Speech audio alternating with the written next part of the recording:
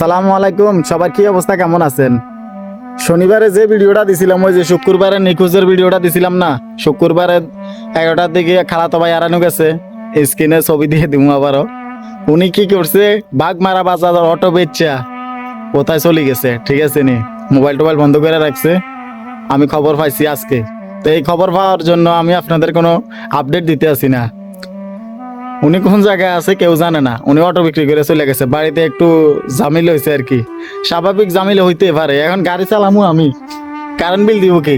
আমার আম্মা দিব, আমার ভাইরা দিব, হয়তো 1 মাস 2 মাস দিতে পারে স্বাভাবিক।